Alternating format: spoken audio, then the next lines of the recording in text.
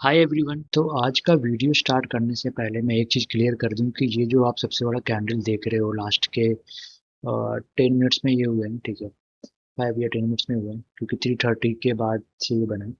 और उसकी वजह से निफ्टी आपको दिखेगा 400 पॉइंट्स ऑलमोस्ट पॉजिटिव है, और सेंसेक्स 544 पॉइंट्स, और Nifty bank almost 1000 point positive है।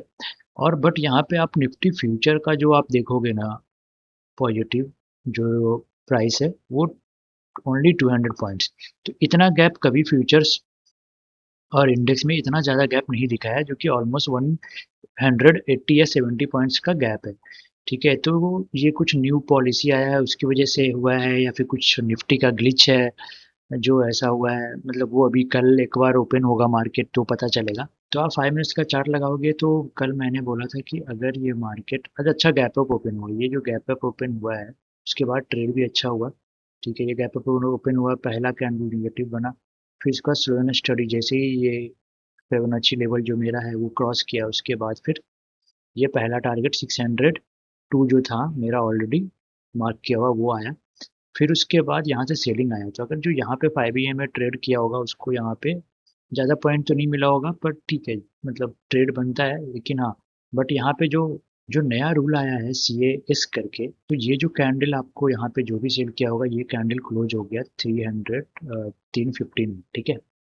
315 में क्लोज हो गया। तो 315 से 330 के बीच ना मार्केट क्लोज रहेगा, ठीक है।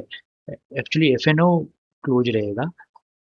उसके बाद फिर ये ओपन होगा 330 और 340 तक, ठीक है। या उसके बाद आप बाई सेल जो करना है इस समय कर सकते हैं। ये इसलिए किया जा रहा है कि आपको जो FNO का प्राइस है ना उसको सेटल करने के लिए ये रूल लाया गया है, ठीक है।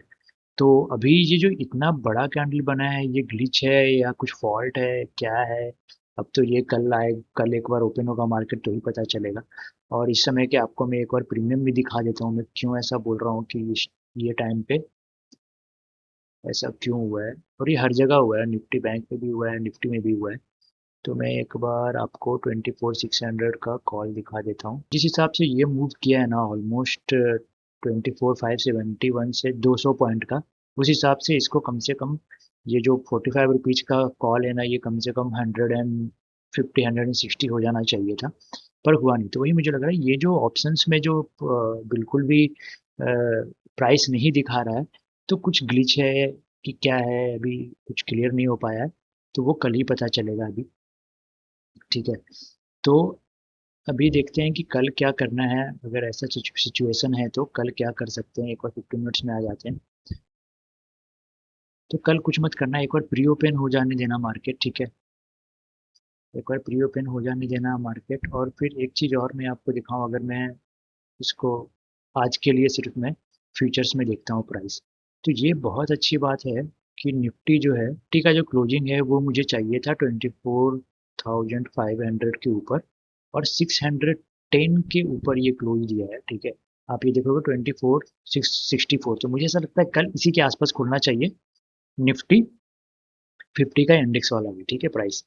तो अभी यहीं से सेलिंग आया था, आप ये देख रहे हो, ये रेड कैंडल हुआ था, उसके बाद गैप डाउन हुआ, गैप फिल किया है, ठीक है। गैप डाउन हुआ, उसके बाद फिर लो लो बनाया, फिर यहाँ से एक और सेलिंग आया, फिर यहाँ से सेलिंग आया। तो अभी इसके ऊपर ये क्लोज दिया है, जो कि काफ़ी अच्छी बात है, बहुत अच्छे बुलिश कर सकते हैं। बुलिश के लिए अब हम लोग मूव कर सकते हैं। बट ये जो गैप है यहाँ पे, ये मुझे अभी फिर से फियर कर रहा है कि कल क्या होने वाला है। कि अगर ये फ्लैट ओपन होकर के कुछ यहीं पे ओपन होता है, देन फिर क्या होगा।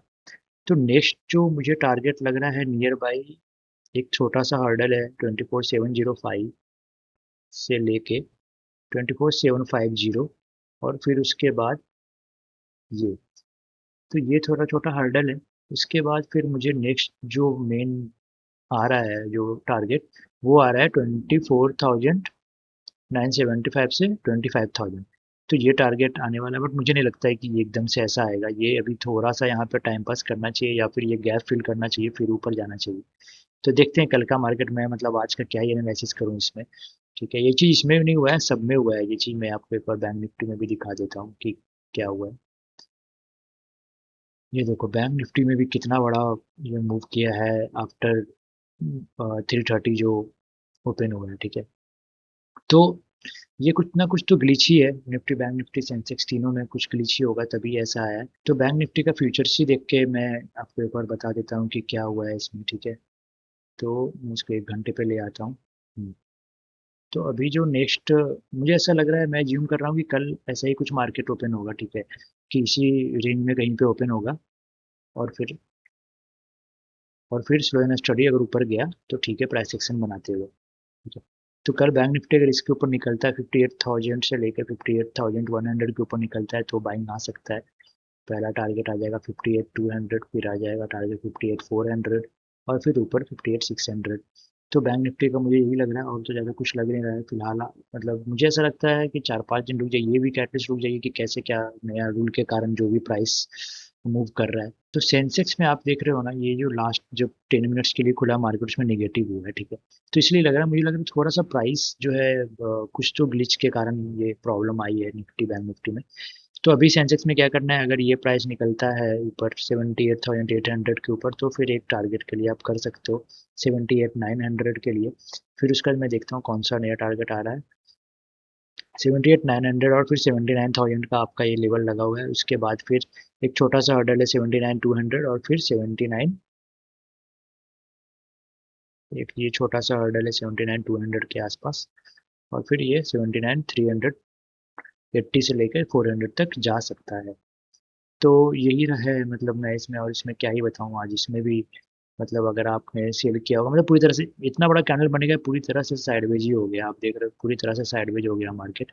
आप इसमें देख लो, बैंक निफ्टी में देख लो, किसी में भी देख लोगे ना, तो पूरी तरह से मार्केट जो है पहला कैंडल के बाद ऑलमोस्ट साइडवेज ही हुआ है, ठीक है। ये देखो पूरी तरह से साइडवेज रहा है ये भी। ये देखो निफ्टी भी पहला कैंडल जो बनाया, एक टारगेट आया ऊपर, ठीक है, 600 तक आया, उसके बाद फिर ऑलमोस्ट साइडवेज ही रह गया। तो काफ़ी इरिटेटिंग रहा था मार्केट, तो लास्ट में ये एक आया। मैंने कुछ ट्रेड वैसे लिया नहीं है इसमें, क्योंकि ये थोड़ा सा डेंजर हो सकता था कि कभी भी मुश्किल से 10-15 पॉइंट ही मिला इस कॉल पे, 24,600 का कॉल अगर देखेंगे तो यही कुछ तो ग्लिच है। अभी देखते हैं कल कैसे क्या होगा। आज के वीडियो में ज़्यादा कुछ नहीं करते हैं, बस इतना ही रखते हैं। मिलते हैं कल के वीडियो में। Okay bye.